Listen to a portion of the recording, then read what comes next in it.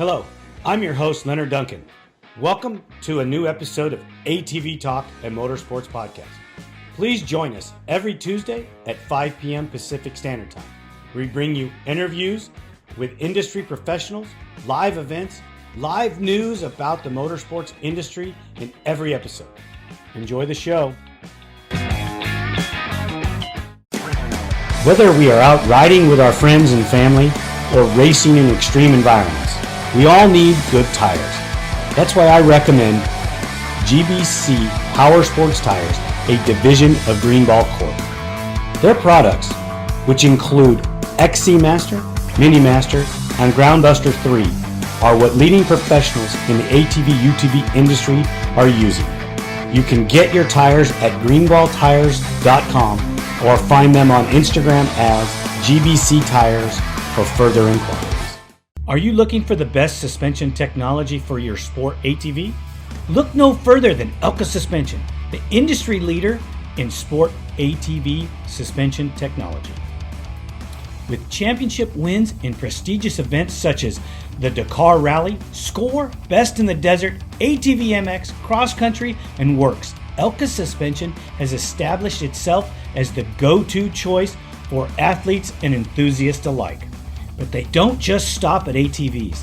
They're constantly expanding into new markets, including UTVs, trucks, SUVs, pit bikes, snowmobiles, and more.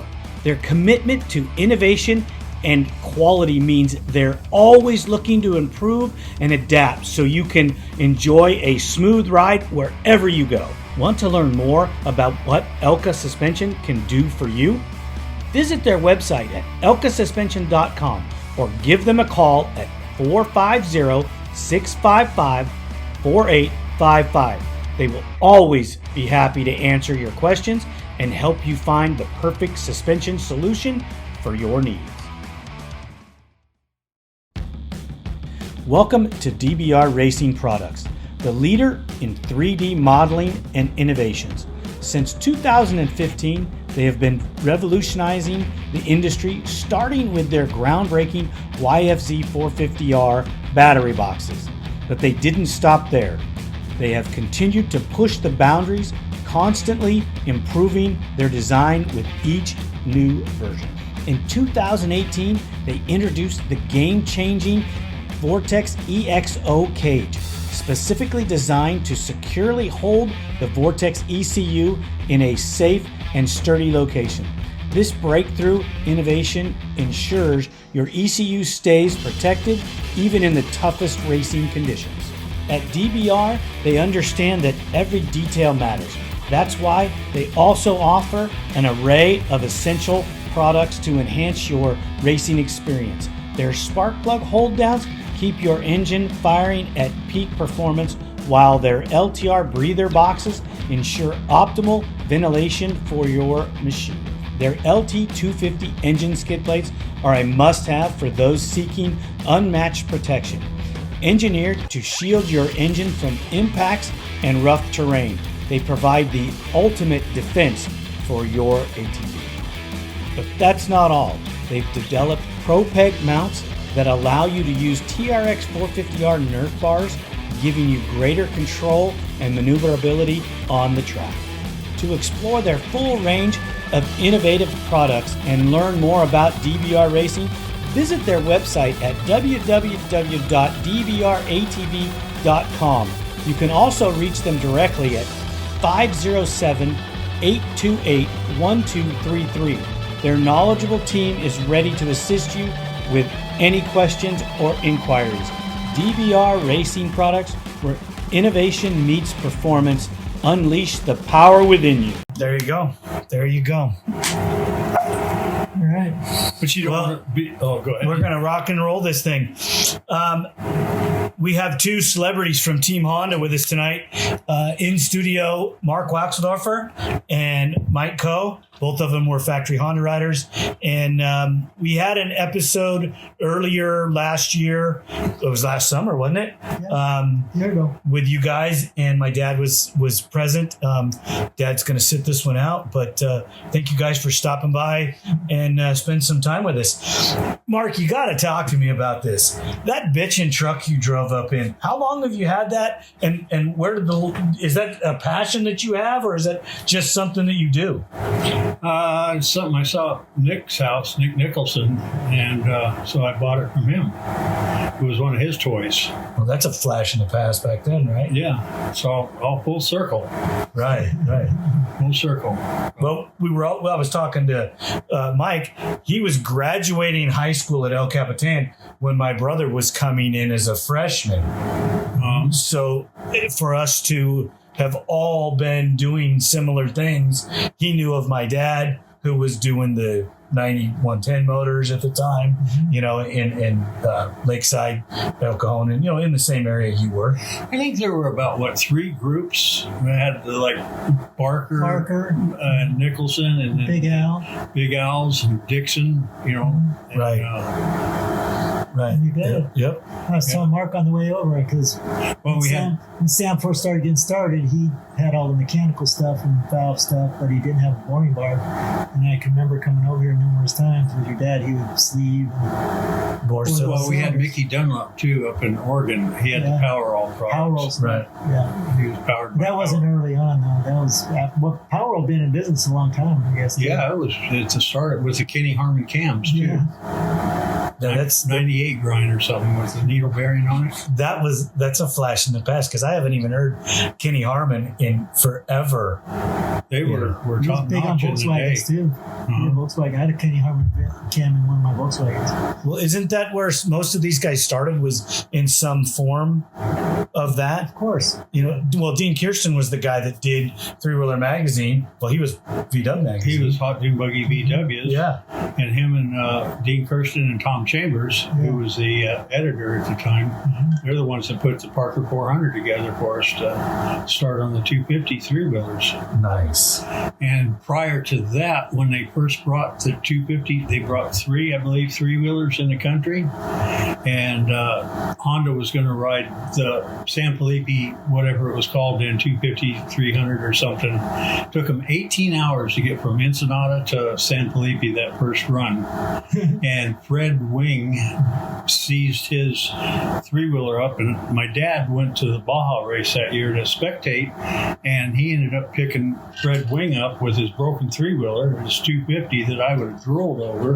But I stayed home that year, and so here's my dad monkeying with these 250 three-wheelers before I even knew they were in the country.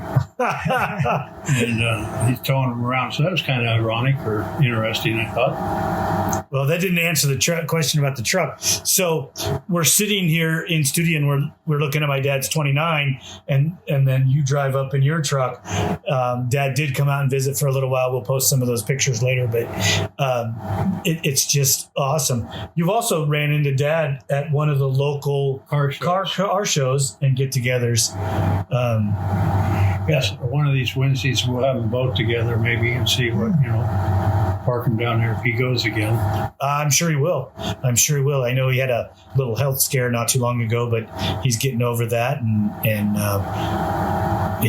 other than losing a little weight and a little teeny bit of mobility, he seems to be doing pretty good. So, I went to Nick's house, and this Model A truck was sitting there, and I go, well, that's pretty neat. And he goes, yeah, well, you want to drive it or whatever? So I ended up having it for about 3 years, cruising it.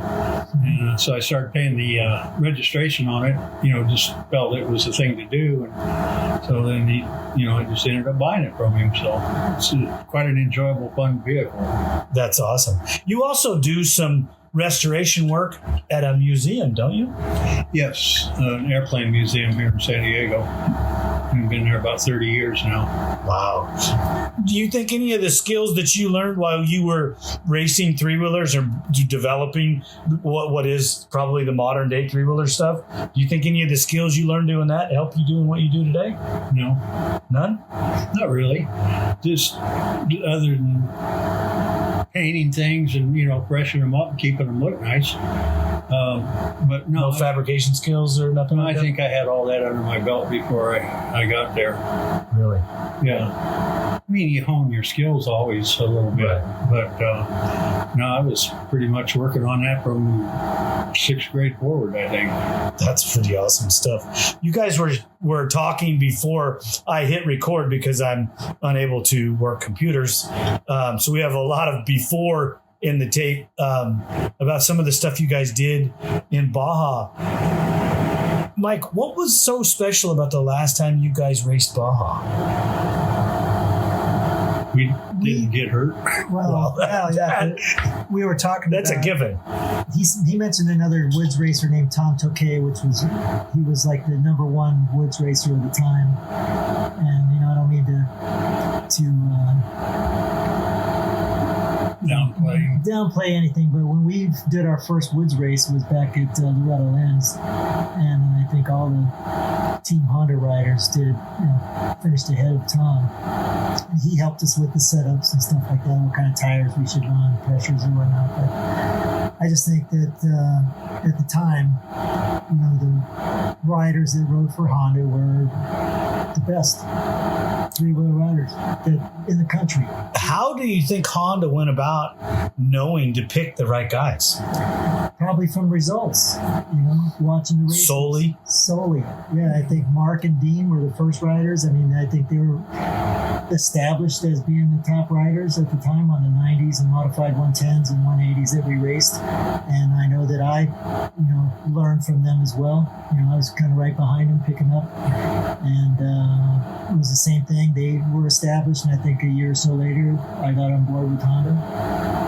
They could see that I could hang with these guys. I think my connection came through the local Honda dealership. Because I'd after work stop at the Honda dealership, and it turned out my friends owned it, and they introduced me to one of the sales reps at Honda, Spencer Sato. My dad's mentioned that name. And he's actually one of the guys that did the drawing on a napkin for the three-wheeler.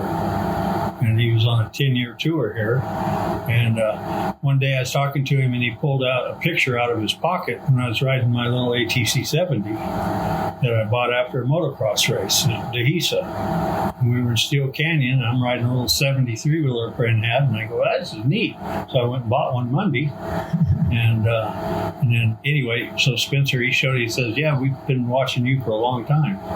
Had no idea or clue, Really? Yeah, so I think it was just an evolution of that. They were keeping score on who they think could ride these things. But yeah, getting back to the 1000 thing was in 1985. I mean, Honda did real well once, like Mark said, when Three Wheeling Magazine, Dean Kirsten got us involved with SCORE. Initially, the three-wheelers were the very last vehicle off the starting line. Because we were an exhibition. Right. The first two races, the San Felipe 250 and the Parker 400. Yeah. And when I got to the finish line of the first California section on the Parker race, I was there like an hour and a half before the Honda people were there. They weren't expecting us for a long time, and we exceeded all their time limits, by a long shot. And I'm looking around, well, where's everybody at? Yeah, what do I do now, right? And then they showed up and go, we weren't expecting you, Well, we had a good ride, I think during the same time, before the Team Honda expanded, they had a few riders. I was on Three Wheeling Magazine entry. I raced that in the 81 Baja 1000 and also one of the early Parker 400s. And it was the same thing. They weren't expecting me to finish that California loop. I was kind of ahead of them. Because then at that time, you had to go from California, load your machine up, because the starting point for the Arizona loop was miles away. Did it hurt you on time for having downtime? They stopped it. You had your time after you finished your loop, and then started again once you took off on the other side. Oh, nice. But again, like Mark said, they kept their eyes out on finishes and who they felt were all cross country. I mean, there was a lot of competition then. I mean, I remember seeing some of these races would take days to get through qualifying and stuff like that to get down to some final numbers to make these heat races and stuff. And even the score races back then, there'd be dozens of three-wheelers entered. But getting back to what we were saying is initially we had to start dead last.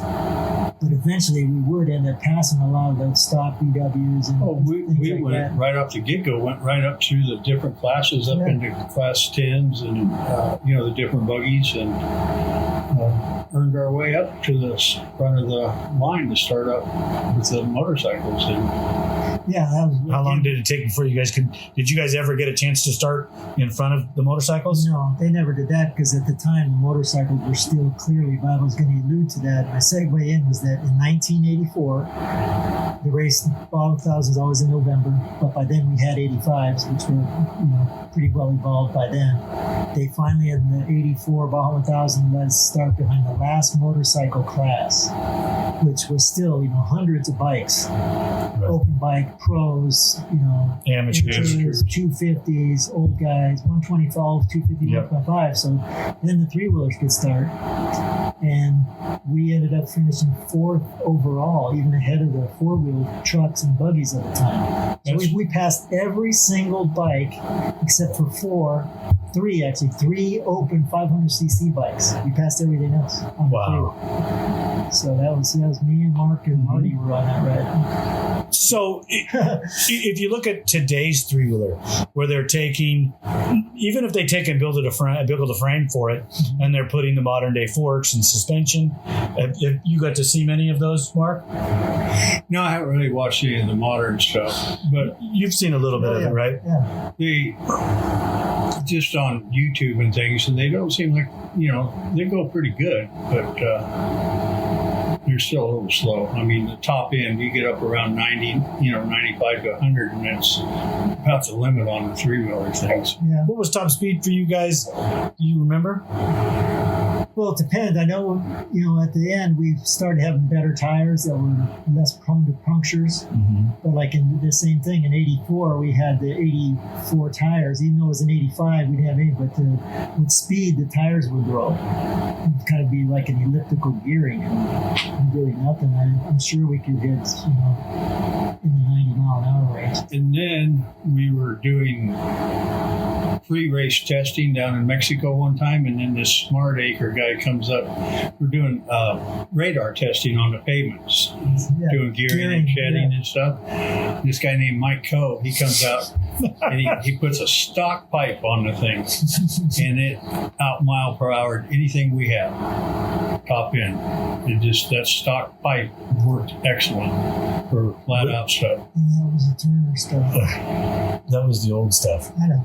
I'm just saying that was, they didn't want to believe it, but we did that. We did so much pre-running on our bone stockers, and then like you said, we're Did you change the silencer too, or just the? We ended up with we used modified CR silencers, yes. But the porting pipes, that was all good for short course racing where you needed really good quick acceleration, but it really seemed to hurt the over rev and the high speed. So we, smaller car, cylinders, stock pipe, and that was the fastest. That's what we ended up with. Wow. We did the same thing in 85. The following year, my last race for Honda was in 85, and we won with a bone stock. Except for it had a CR silencer. And it seems always kind of interesting too. Is we actually used stock equipment, and people all have all this aftermarket stuff, and they think it's going to help them. And we'd say, hey, you could race our bike; it doesn't matter. We're still going to beat you, because the stock worked well. It really did. You just adjusted a little here and there, and away you go. And do you feel that was mostly on the desert stuff where your stock stuff really actually, I should qualify. It is for the off-road in the woods, hare and hound scramble stuff. Really, that's pretty awesome stuff right there. It kind of deflates the aftermarket guys a little bit, but it has changed quite a bit since then with the technology and the things that we've got to test. I'm sure the new car strokes and things. Well, I mean, the evolution of what we do to the two-stroke engines now, with the way that we make the carburation and the exhaust and all that, we make way more power, and it's usable in that environment. Right. You know, and it's the difference between an on-off switch and usable power too. Hugely. I mean, you developed some stuff on your own. Listening to some of the conversations, you were a pretty handy guy, so you were developing some of the stuff to ride and use. Well, handy guy, but we had people behind us too. Well, yeah. Us, so. I mean, I remember the conversation we had last time, and the handy guys behind you were learning from you guys as much as that you were learning from them. Yeah. Constant development. I mean, it's like anything. You look at even the short time we went from the 81s to the 86s, that's a significant evolution where you know, the current quads that are out there really haven't evolved much since they came out with quads. Not really. I mean, disc brakes, fuel injection, you know. Chassis-wise, suspension-wise. Still really similar, you know. But that's what I'm saying. You look at from 81 to 86, that was, in those 5 years, that was a significant evolution of the three-wheel. Yes, and I know it was evolving more than that because those 200s, Honda didn't really want to overdevelop the market because, they had competition, so they kind of just keep a little bit, kind of sneaking a little bit out there at a time. But like those inboard swing arms, I don't know if you ever saw any of those. Yes, you showed me some pictures of that was going to probably be on the next generation if there were going to be an 87 or an 88 three-wheeler, but the whole safety thing kind of put it in there. Yeah, we're going to get into that safety, that article where we, trash those guys, because I've done a bunch of research on the backside of it, and people are getting sick and tired of me talking about it. And they want to know what I found out, but we'll get to all that. Speaking of modern day stuff, you're a kind of a connoisseur a little bit, I want to use for automotive and stuff like that. The technology that you see today, where do you think Honda's, yes, they've won some championships this year, but it's taken them so many years, it seems like, to catch back up to everybody. What happened? That's a good question. I have no idea. I don't know why or how. I mean, they were the king of the road for a long time. It just, things change, Well, okay, being the young guy that I am, which I'm younger than you guys, no offense, but when my picture of Honda is, hey, we can dominate everything. They step away for a number of years, and they would come back and dominate again, and go, why should we come back when we can still dominate? What do you think happened to that Honda? I don't have a clue. It's hard to say if it's, politics within Honda or, if it's a financial thing that they looked at. Because like you said, there was a time during the 80s when we were the ATC team, they also were dominating flat track, road racing, motocross. They dominated everything.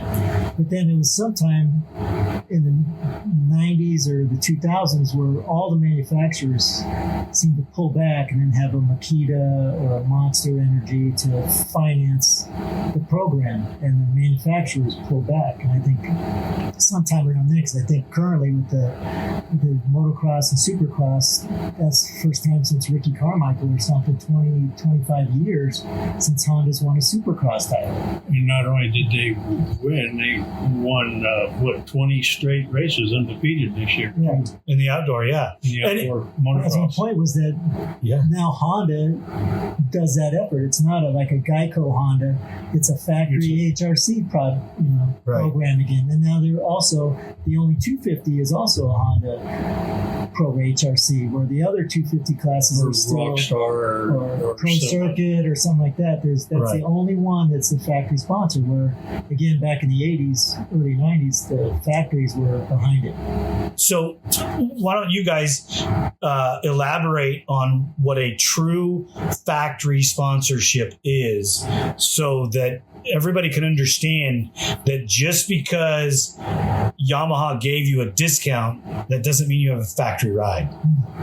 No, that's a support ride. Yeah. Well, elaborate on your knowledge of what a factory ride is, if you wouldn't mind. Well, a factory ride is 100%, 24 hours a day. You know, whatever your contract term is, lengthwise, and you work for Honda, and you represent Honda, and you use their products that they, you know, all their products that they manufacture and make. Disagree or not, you're a Honda guy. You're a Honda guy, yeah. You 24/7, you eat, sleep, and breathe Honda. Right. So it's amazing the support and the things that they do. They, you know, send you to the gym. They work with your diet, you know, your apparel, different safety things. You know, they're behind the whole program. So, or they work with an aftermarket manufacturer, you know, to tailor stuff to their needs, which is kind of neat too. How much do you think your life benefited by being involved with a factory program like that? Unbelievable. I mean, it improved my life or made my life, I think, a lot better, for sure. And just not even the monetary part of it, but just the knowledge that you gain from the people and being around the racing scene and the engineers and stuff. It's hard to replace stuff like that. It is a level above. Oh, absolutely. Yeah. I mean, how they'll come up with ideas. We had a sixth gear issue one time. Our bikes wouldn't pull sixth gear in the sand washes. It hunt. Beep, beep, beep, beep. So they get on the telephone and you get a part from Japan and you put it in, and now all of a sudden you got a close ratio sixth gear and you're just going up the road like gangbusters. Or if you don't get enough hole shots, they'll change the ratio on the clutch basket or the primary drive. We had all that. They had ways of changing, you know, I mean, they build this stuff, so they have ways of changing stuff that, you know, the guy at home in the garage might hit on a you know, positive deal, but, you know, it's hard to beat the factory stuff because they'll put so many engineers, just like our tires. I mean, they'll come out with a half a dozen people and 20 sets of tires. And Ted and Matt. Ted and Matt, yeah. Motsu. Budweiser. Yeah. Crazy Japanese guys, they were fun to work with because you can't really talk to them for the translation, you know, differences or language differences. But just through the testing, learning how to test, it's just things that you don't pick up on your own. You know, you might hear a little here, a little there, but when you're behind the closed doors, you get a lot of knowledge. Well, I'm going to get your opinion here in just a second, but I had Ricky Johnson here, and Ricky was elaborating on his first times with Honda, you know, and he compared it to Yamaha, where they go test with a pipe and a cylinder, maybe two cylinders, you know. They would do a set of shocks and forks, you know, forks and shocks. And then with Honda, they rolled out X number of pipes and cylinders and the suspension combinations. And we had a 50-cylinder test one time. They tested 50 different cylinders to see what the different variations would be between the castings and the. Remember that, Mike? That was the year Paul Turner was doing part of that stuff. And basically, money isn't an object when you're at Honda. They do count their dollars, but, you know, it's whatever it takes to get to first place is what you do. And that's all they cared about, was winning. Pretty much so. I mean, yeah. I mean, that's what they're there for. So sell bikes and your, you know, equipment and win races. Right. I didn't mean to make this all about Honda. It just, the conversation just manifested that direction. Yeah, that's right. So when you were with Honda, you got to ride with other manufacturers, which I want you to elaborate on all of it, if you wouldn't mind. Well, it's, you know, it alludes, like what Mark says, when I was with Honda, it was factory Honda. And again, all the cubic dollars that they invested in the programs for everything was personnel, support, unmatched. the equipment. Again, unfortunately, there became a time in the end of 1985 where the CPSC got involved, and even Honda said, we're going to quit racing three-wheelers, we're going to quit racing ATVs altogether in another year. And at that time, I could tell that the four-wheel ATVs were the way to go, so I did start racing those for about 3 more years. I was able to get like Mark said, what they call a factory support ride from Suzuki for a year. I never did any testing or anything with Suzuki, but I was able to get back with my primary sponsor, DG Performance, and we did a lot of work on that Suzuki to make it competitive, which we did. It was very competitive, but it was, again, the amount of effort and number of items to test from DG was very limited. Was Harry Clem still with them at that point, or he was on his own by then? Okay. He was Clem Research by then. In fact, I'd used some Harry stuff during my 1985 season when I was with Honda. And that's a different story there. We can talk about that later. Well, I had the pleasure of meeting Harry at the reunion, and he's quite the individual. So is his brother. I mean, you talk about night and day. Yeah. I mean, they are not even the same planet, His brother's there in a sports coat with I don't even know what kind of, like a turtleneck and slacks, and Harry's in shorts and his hair's all over and he's in a jacket and he's just talking to everybody on the planet, and it was a lot of fun. And then I got to have him on the show and talk to him. You can get the YouTube version of our conversation on the live setting on our YouTube channel, or you can go to the Spotify conversation that we had. But Harry's a kick in the ass. I really super knowledgeable. I worked with him at one of the races. He may not even remember, but he told me, I can tell your bike's not making peak power by the way it sounds. Right. And he ended up, we did some testing. We did 1 day of testing, but like I said, that's sort of... But he helped you out. It helped me out tremendously. But again, I wrote a factory support deal for Suzuki with DG as my primary sponsor. Suzuki was also preparing to do a full-on factory deal, which they did for the 1987 year. I was in talks with that. Yeah, Gentry, because Honda wasn't doing anything, so Gentry, Gary Denton, and some other guys and myself were in talks to become part of that team. In that same time, amazingly, I was approached by Yamaha.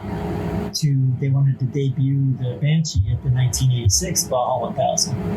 And Suzuki didn't want to do anything other than the short course races. And they offered me a lucrative deal. They got Dean and myself. I think we stayed on for a couple years until they did the same thing. But the Yamaha was just like Honda was. The Yamaha deal, especially for that Banshee, we had Stuart tuning, suspension guys, pipe guys, cylinder guys. It was a big effort. They had box vans and stuff. And they did a lot of chasing. Some of the stuff that was really a difference from a privateer effort or a support deal. Mm-hmm. It was, like you say, a factory effort at Yamaha. Well, because you listen to the guys now, that I don't think that most of the ATV people even understand what a true factory gig is, because I've got to play with Kawasaki. I've got to play with Yamaha. I've got to play with Honda, but I've never been involved in a factory deal. And you have a few people left in the industry that really did have factory setups with Kawasaki and Suzuki. I don't think Yamaha's deal has ever been truly factory for the 450 platform. I don't think so either.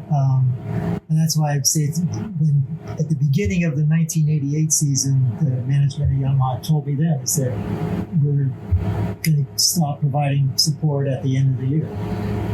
Because they were so professional. I mean, the people at Yamaha were really professional, hard workers, through all their effort to win those races, which we did. That's sometimes what it takes, especially with an unproven machine. Right. Like everybody, they want to advertise. And I can still see I have some pictures of the win ads that Yamaha had. we came to the U.S. the hard way through Mexico. Right. 1000. And look at how long the Banshees lasted. They sold those things for a couple of decades. So if you look online, you can see in the United States, 2006 was the last year, but there's an 11 model. I've seen a 12, I think a 13, a 14, and a 15. Maybe it's a 14 in other countries. Yeah. But I didn't see a 7, 8, 9. Maybe I just missed them in the photo gallery, but they were made in other countries and sold because it's the same platform. Didn't change. Didn't need to. No competition. I love the upgrades that we make to the Banshee now. If you get to ride really what we developed into it now versus what you got to ride, oh yeah, it's so night and day different. And I talked to you a little bit about touching on something. Elaborate on that for me. It's like you said, people don't understand about development or, again, the works thing, and they're always wanting to compare Banshees to Hondas that they don't handle. They're only good for a straight line. Whereas when the factory effort ended in 1988, that was only the second year of the Banshee. There really wasn't a whole lot of time by then. I mean, you had an axle, maybe some decent shocks, but it was still J-arm. Or different suspension components. There wasn't any time for any of that. But again, because people don't realize that ultimately down the line with Lager and good riders, like Eichner developed a bunch of stuff for it. And I can recall again that there was times that you elaborated on that a few times that they actually did race Banshees against Hondas, Banshees won. Right. Yeah, it was a very good rider. So yeah, they were never really in the same class. You had an open class and a 250 class. But again, I just see so much stuff on the internet how crappy Banshees handle. It's not true. I mean, they can be made to handle and go pretty fast in the right hands and the right setup, because even today, these Wyman, I guess, and there's another guy, Waynan, and his competition for many years is another guy, Joel Hetrick. Those guys' things that they ride aren't stock either. They go through a whole elaborate amount of modifications to get to where they're at. I mean, you really, if you think about it, the rides they have are Weenan Motorsports is supported by Yamaha and multiple other people. Yeah. And that's what your modern day factory in motocross has become. Yeah. You have Joel Hetrick's deal, with his sponsors. Yamaha's assisting, but his main sponsor has a factory motorcycle Yamaha gig, where they do, I believe they do arena cross and they have a 250 Supercross team, I believe. So they have multiple things going on in the background behind that ATV program.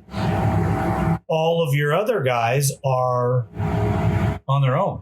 There might be a little bit of Yamaha support here and there with some parts, maybe a deal on a bike, but there's no factory stuff. Right. That's the unfortunate part. I mean, it's almost like the Banshee. Yamaha, to their credit, continues to build a pretty decent ATV. Right now, they're the only thing. But to get really ATV racing involvement or an expansion, I said this 23 years ago. In fact, it was Wes Miller, the guy that did those big jump movies, Labos and those. He did some interviews at the event we did. They called it the Legends 2000. He posted a number of interviews that he did with me and Gary Denton and certain guys that he hadn't raced in a long time.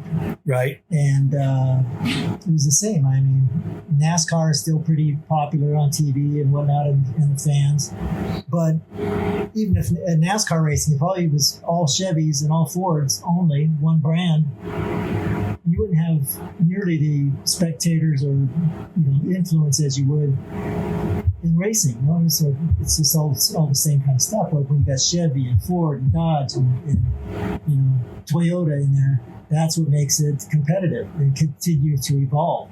Where, like we talked earlier before we came on screen, is that the reality is those quads really haven't evolved much since when me and Mark were racing.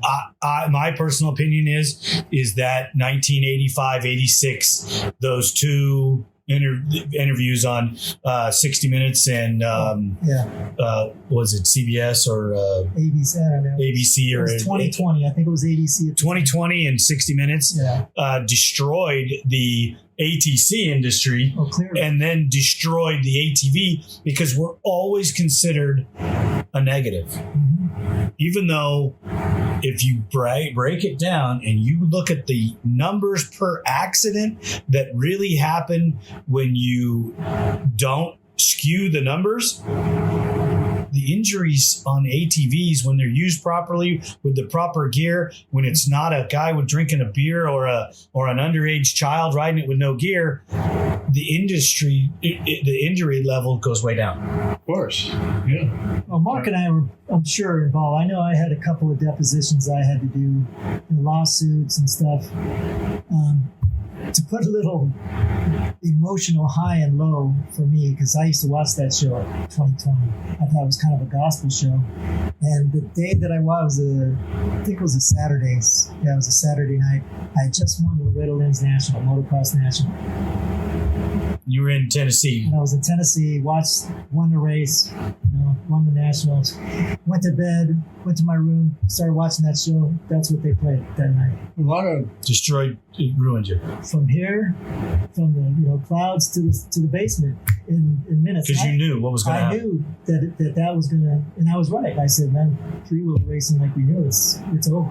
And a lot of it had to do with a senator and his daughter that got hurt on one of these things. No, it wasn't a senator. No, it was. So there was a congressman that got involved in it. And he's passed now, so I don't want to talk ill of him, but he should have shut his mouth.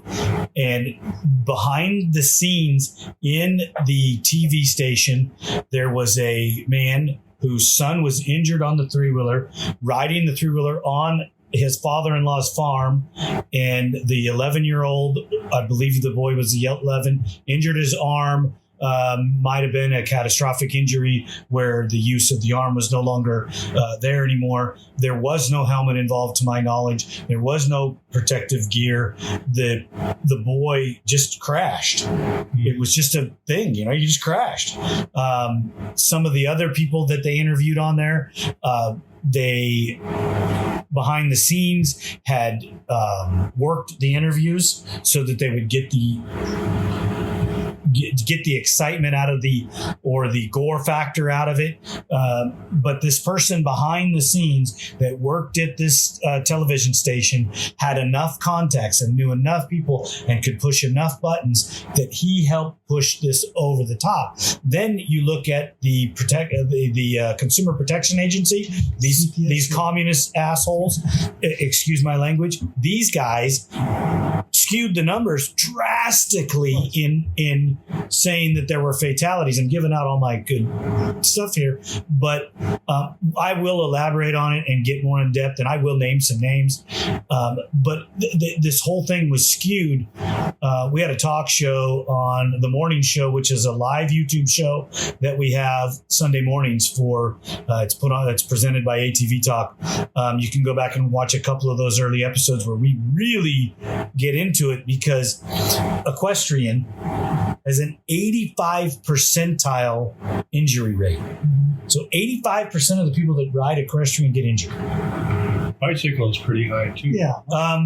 Bicycles are high, but there's categories that you have to consider when you're talking about bicycles, from mountain bikes to recreational, what they would call beach cruisers. Yeah, there's just all these different things. They lump them all into one. But when you go in and start breaking it down, certain bicycles are more dangerous than others. Head injuries are real prevalent too. Yes, they are. And this is the one thing that they didn't take into consideration when they talked about the ATVs. The ATV accidents that happened with alcohol. Okay. Watercraft. Okay. When they started trashing watercraft, they didn't also take into consideration the accidents that were involved with alcohol. Here's the problem. All the lawyers that worked for Honda were sackless weenies because they didn't fight hard enough against the alcohol portion and the improper use portion. They just deemed that it was cheaper to pay. Well, Honda took their advice, did this. So, you know who's got the big balls in the industry? Yamaha. Yamaha doesn't pay. Yamaha goes to court. Yamaha is fighting tooth and nail for the UTV industry to keep on its wheels. And there's some behind the scenes stuff that I know about that I cannot divulge. That, you know what? There's a reason why we should support Yamaha, but we should also keep supporting all of our other manufacturers because there's things going on.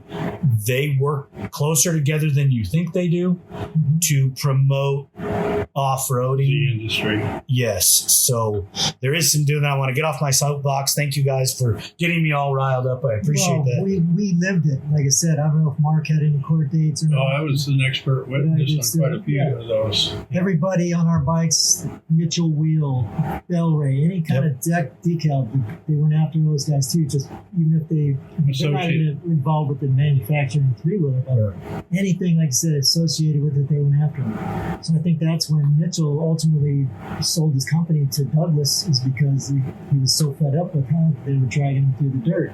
Right. Why? I'm building a quality wheel. Your kid didn't crash because of my wheel. Right. Well, again, because we were made aware of a lot of the numbers, and I think you're right in that regard, is that Honda didn't want to fight. They just wanted to pay. I mean, there was a number of things. We were presented with the numbers too: the bicycles, the boating accidents, the skateboards, the things that parents, willingly bought their kids and were getting hurt on.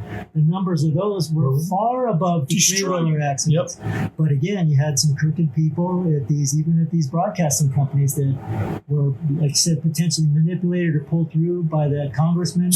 It really put a black eye on three-wheelers. And like I said, I watched that show that night that I won a national, and I knew that I was right. It was over. So when you started riding motorcycles, whose fault was it when you got hurt or fell off? Mine, because I was the driver. Right, personal responsibility, right? Mm-hmm. Something your parents instilled on you. Yep. Don't throw a leg. Well, again, getting back to the whole thing, right? That because of the whole three-wheeler and the way people looked at them, a lot of the parents and uncles, whoever had those three-wheelers for their kids, they didn't use them to go out with them and supervise them. They bought them to be babysitters. And they'd let them go, and they didn't realize their kids were riding them down the street or whatnot and hitting cars, or it was really against, and they kind of elaborated on that stuff. And maybe some of the dealers selling a guy, his 10-year-old kid, a 250R for his first three-wheeler. So there were some things done that they shouldn't have done. Exactly. That's for sure. Yeah. And I don't know about how much you can regulate a guy going in and buying a vehicle that he's buying it for himself and his son. Sure. But I'm saying they put it in a negative light. Yeah. And I think the biggest culprit here is the lawyers for Honda not fighting. Oh, yeah, they never did. I mean, marketplace, I remember a story where they came through because Honda made other things, even motorcycles, cars, power equipment. Some guy was known drunk in his whole thing, and he had a little safety thing on a lawnmower. You got to pull in before it'll start. The guy put a zip tie around that, fired his lawnmower up. He wants to trim his hedges. So he's a bigger guy, picks up his running lawnmower, and he trips and falls and cuts off one of his arms. He's suing Honda now. Right. And they're paying. And Honda settled out of court with that guy because they didn't want the potential tarnish their image. But if they would have fought, oh, of course, yeah, their image got destroyed because they didn't fight. And it was, as you well know, I mean, it got to the point where they were buying back three-wheelers. So, you want to know something really, really, really bad? I don't know it. Really, really bad. Okay. They're buying back three-wheelers today. They're still doing it. Really? Yep. Nice. Yep. Honda's buying back three-wheelers today from specific things, and they'll put them on a truck and they take them to a location, and the driver watches them crush them. There's a guard there. There's a video deal of it, the whole 9 yards, and they just flat. On that subject, when we would go to Honda, they have dumpsters with parts, bikes, cars, everything in it. Mm-hmm. When you go by the dumpsters, you don't look in them. You'll be in trouble. Yeah. You just keep on going about your business and ignore it. I mean, and you want to go dig in there because there's all these cherry good parts. Stuff. Yeah, and they're just, they've met their testing requirements for whatever the need is, and now the thing is scrapped. What did you hear about them buying back three-wheelers? I can't say. Oh, okay. I can't say. I just know that I have gotten this. That ought to shoot up the value of them even more now. Well, I've got this uncanny ability to just get in conversations with the right people about the right things, and it's easy to verify some of the stuff if you really, really push and look for it. You can find this information out. I don't really want to I don't want to know. I don't want to see that because I might cry. I might be a little heartbroken. I'm still heartbroken over listening to the stories from the other factory people that I've talked to, watching a machine that is still perfectly good go to the crusher because of a political thing inside the office of a corporation. There's no reason to crush that. Mm-hmm. The motorcycle that Doug Henry, the first one. Yeah. It went to the crusher. You talking about the 400? Yeah. The 400 four-stroke? Yeah, it went to the crusher. Yeah. Well, I know some of ours got crushed too. Yeah, but you know what I mean by... Yeah. I know some of our stuff actually got sold to Honda employees. It's supposed to be crushed. But if some of the guys were tight with Wes or some of the other guys and they wanted a wheeler for a doing or whatever, you could get one from one of our pre-runners or last year's bike or something. They could buy them.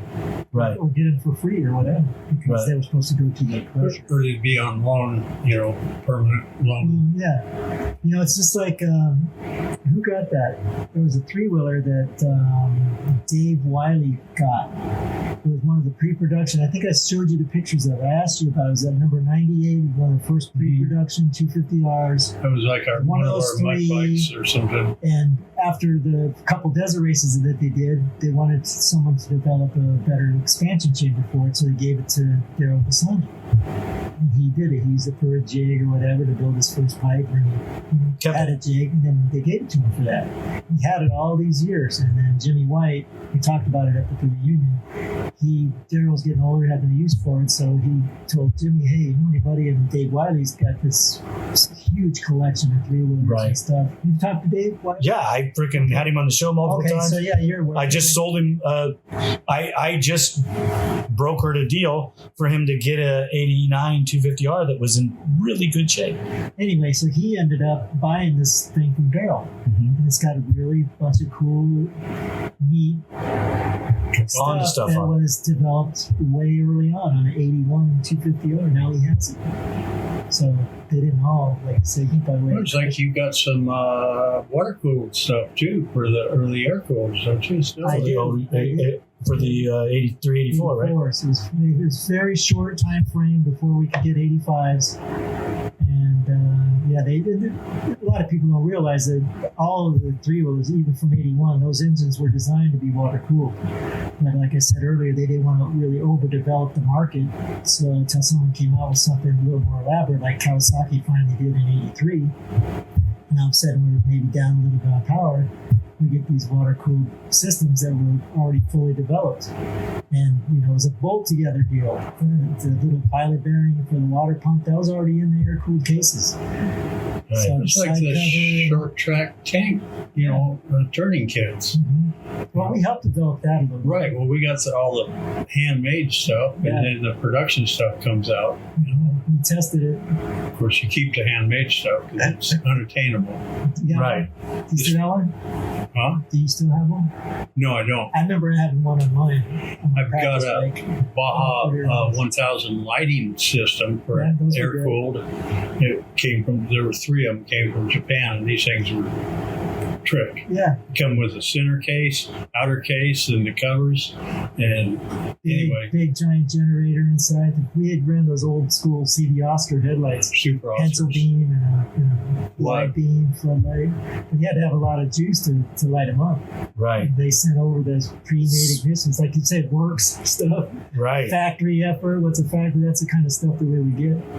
And you never knew about it. It just would show up. They had their own meetings and design people, and the boss would come in and say, here, try this out, or you'd put it on for the race. Never even try it sometimes. You put it on and you have full faith in it. Because it works. Always No works. question. Do you watch MotoGP at all? No, but I do follow the motocross and supercross stuff. Do you watch MotoGP at A all? little bit. You follow it at all?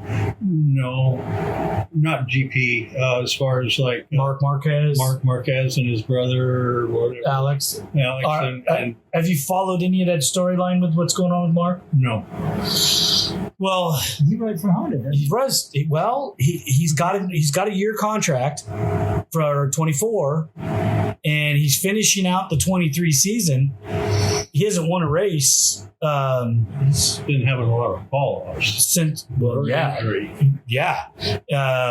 since he won 19 and then 20, 21, 20, 21, 22, or was it 20 he won?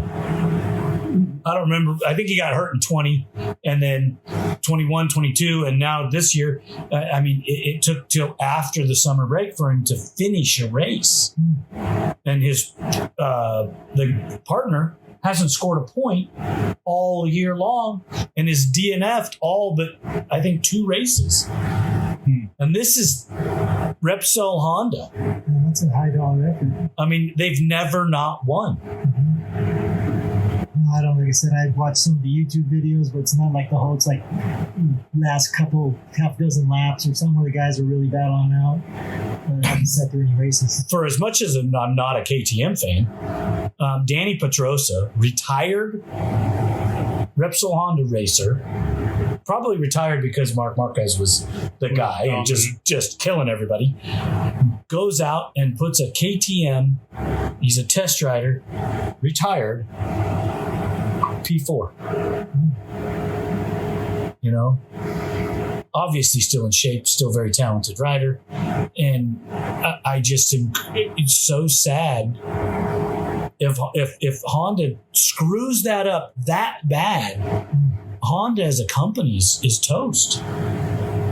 Well, maybe in that degree, that I've heard segment, they might drop out of But they're selling in airplanes. They've openly said or something that they've had. it's engine. Is it engine? It's engine and electronics. So one of the things that, the year that Mark basically won the Manufacturers Cup and won the title by himself because his teammate was horrible. He's dominated. He won 7 races in a row in Texas. Comes to Texas and he falls off.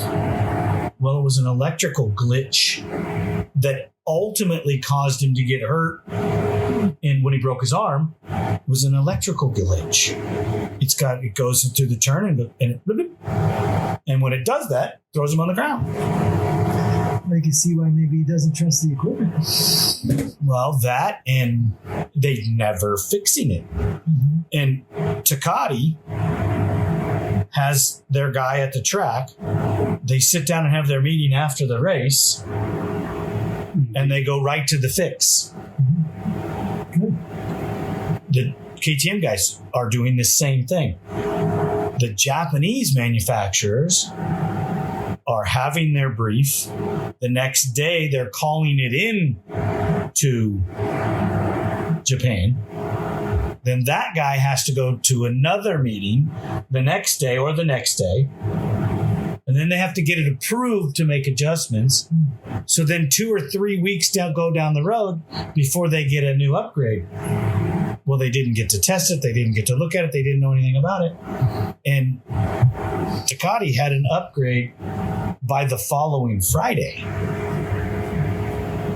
Yeah, like I said, I don't really follow up on that. Like I enjoy Marc Marquez or MotoGP because, being a Honda fan, when you guys that dominant and that good, look at Valentino Rossi. He's won on Ducati, he won on Yamaha, he won on Honda. And then came back and won on Yamaha again or something like that. No, he rode. Did he go back? Yeah, I did. He did come finished on Yamaha, I believe. Yeah, he finished on Yamaha, but went back to Ducati because he has a Ducati team now, and his privateer Ducati team is damn fast.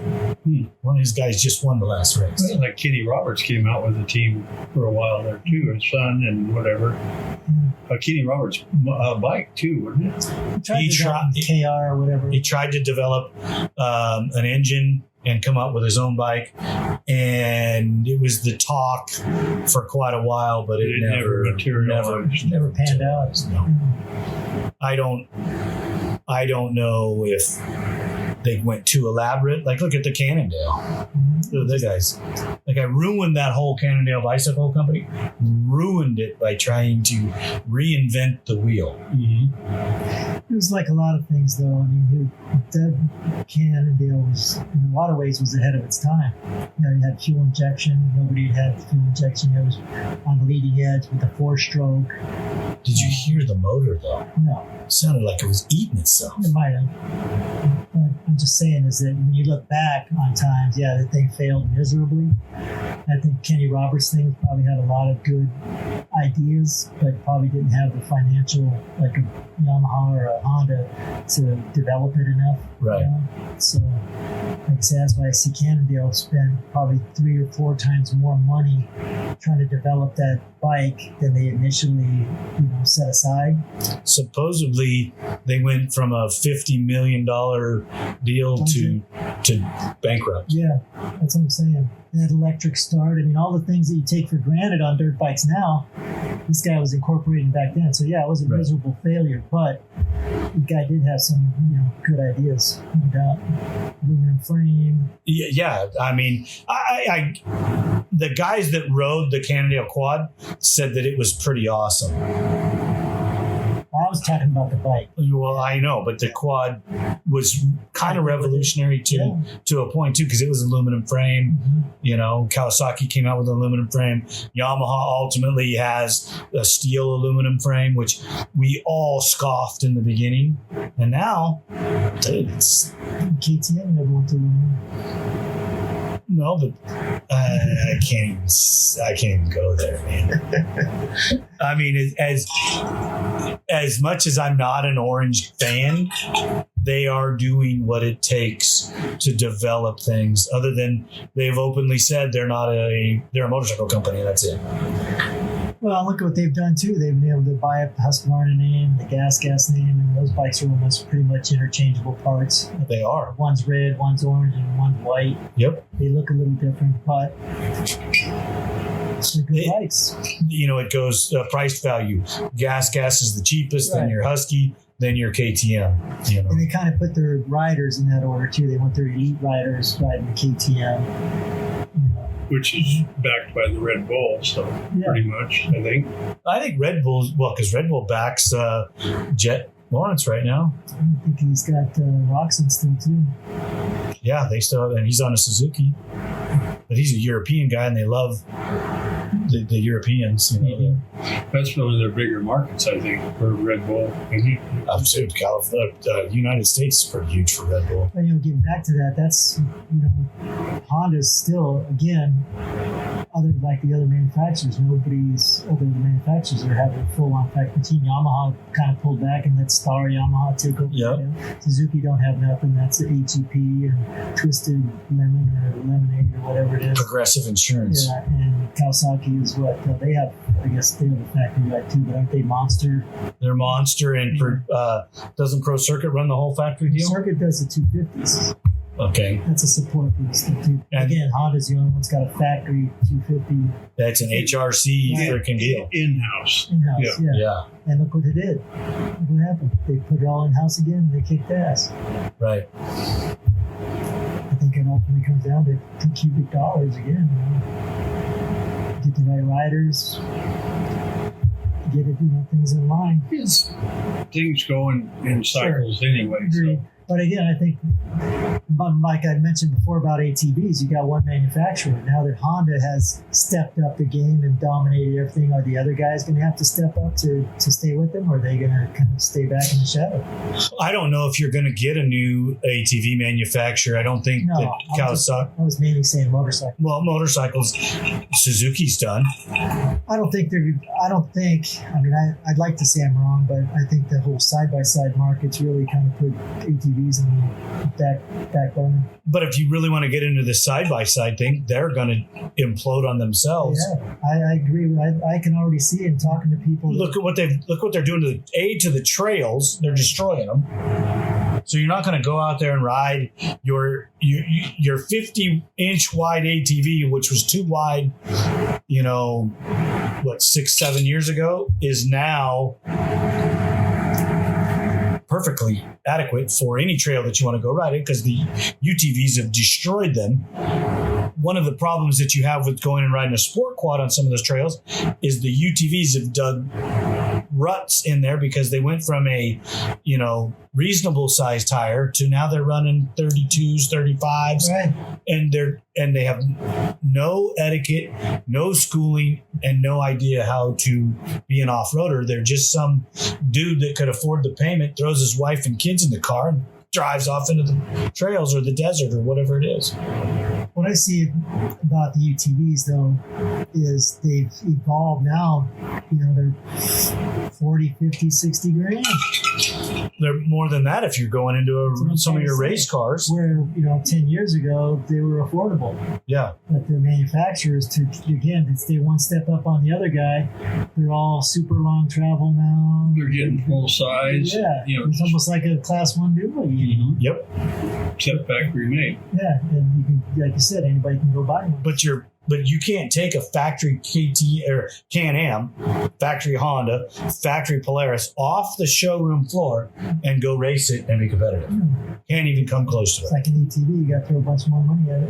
Yeah. I mean, you got Wayne Matlock has a whole full-on shop that dedicates modifying those Polarises into race cars and probably spends an astronomical amount of money to make them race cars to go out and compete. Does he still race, Wayne? Yeah. Or has he got drivers? His wife and him still race. He was hooked up with Honda, wasn't he? At one time for a short time. Can-Am now? No, he's with Polaris. Okay. Yeah, again, I think that to me, I see as some parallel things with how ATV racing was and how fast it evolved to the way the side-by-side thing did too. Yeah, I just think they're going to eat themselves because the Consumer Protection Agency is going to get involved. CPSC. And destroy them. You might. I don't know. I think obviously you're in a cage and you're all strapped in, or should be. But I do know one thing about something like you said with Yamaha, because they kind of introduced those. And my brother was involved with some of those early. Is they, at one point, California said you can't have any more of these golf carts that got two-stroke motors on them. You got to go electric or whatever. So you had all these old Yamaha-powered golf carts that people were buying up and putting long travel suspension. And my brother was building a bunch of motors up for them, and they're taking them out to the dudes. So one of the Yamaha reps was out there one time, saw that and said, "Man, look at these things. This is what's happening to all these old, golf carts." Right. And that's a big one that people could just buy instead of having to take these old things. There's your Rhino. There's the Rhino. But it wasn't long. He said they developed those Rhinos. They were sending Sam to every every race. They had a televised race courses and promotion within a matter of a couple years. Right. And then, like you said, then you'd have the people taking them out their dunes and drinking them and rolling over, Kids crushing their arms. And then they had lawsuits, the same thing. And then the lawsuits put to the point where, because Yamaha had that YXZ, I think. They still do. But they had it on hold for a long time until Because of lawsuits were keeping them out of this show. I believe that the Yamaha was done 4 years before it released. Yeah. And they said it was in the truck on the way to the show, and they turned the truck around multiple times. Right there, because they couldn't. The legal. Right. Yep. Legal things. Until the last legal issue was solved, they couldn't. And by then, the other guys had caught up or surpassed what they were, putting on them. So, and I like that Yamaha car. I mean, I don't know if I like the first version Yamaha car because it's a driver's car because you're shifting it. Yeah. Other than that, you're driving it with one hand and shifting, with the other. That makes it a little, but you got to be on. You got to drive. They weren't so big either. No, and things now. I mean, you go to a Motor World or something, man, it's like you're going to a car dealership. You don't even see any bikes, freaking side by side. Yes. You wouldn't even know they sold motorcycles there. Right, and when you get inside, there's just UTVs inside too, and almost zero ATVs. Well, just what I'm saying is the parallel that I see is that when me and Mark were doing it, man, everybody had to. They were selling them faster than they could make them. Right. So in that regard, but I do think there has been, since COVID's been over, and people I talk to, is that UTV sales have plummeted. And children's ATV sales or the desire for youth ATVs is skyrocketing. No doubt. And I would also say this, and like you said about buying them back, unfortunately that's the case, but people I know and people that I talk to, if Honda or Yamaha or something would actually come out with a three-wheeler, they'd buy it. It would sell. Yep. It would sell like crazy. Yep. People would buy the shit out of it. They would. I know they would. Mm-hmm. I would. I probably wouldn't buy one, but I'd be working on it. Actually, it was a nice ride. It was. I mean, it was a great ride. So you think about the modern day technology they have, what they could do to the rear suspension and the front suspension of the thing. And if you've ridden one of the 4-strokes that they have now, dude, it's so legend. You just put the throttle and just, and uncontrollable. So where the 2-stroke was, and you're a little violent, the 4-stroke is just so, much better controllable traction, didn't tip, and it didn't tip because of the way they had it. I think it was wider than 50 inches, but I didn't get a tape measure out and start measuring it. There will be a day when we go and do a show like that in the environment, and we do more than one of those aftermarket machines. But as of today, I haven't done it yet. I like the 4-stroke power.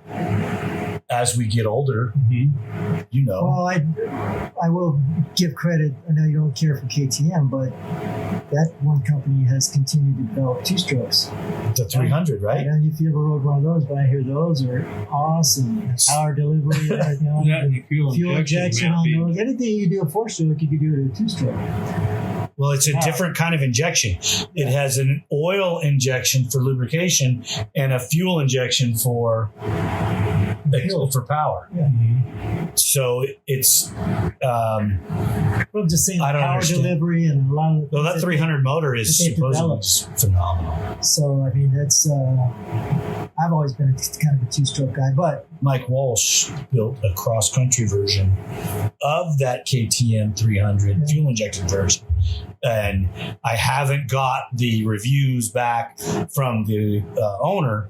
I can't wait There's also a 300 BVC three-wheeler conversion that I have the gentleman that owns its name and phone number, and I want to get him in an area where I can ride that thing, just to try it out.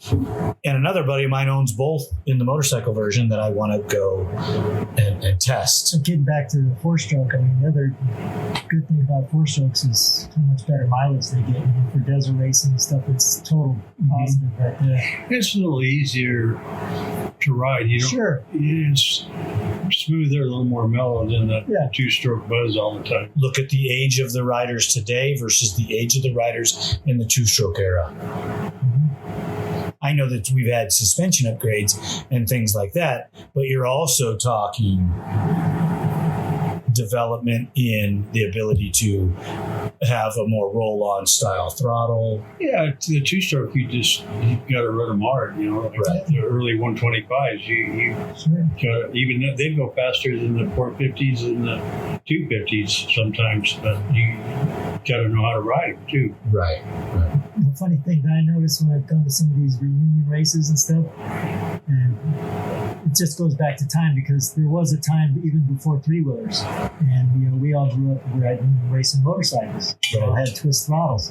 So one of the first things we would do, just because the thumb throttle was horrible, had to lose all these current guys, Eddie Weenan, and they're going back to they all used thumb throttles because that's all they ever knew. Snowmobile. They never had motorcycles. They started young, and they came with thumb throttles, so they just stuck with it because that's what they're used to.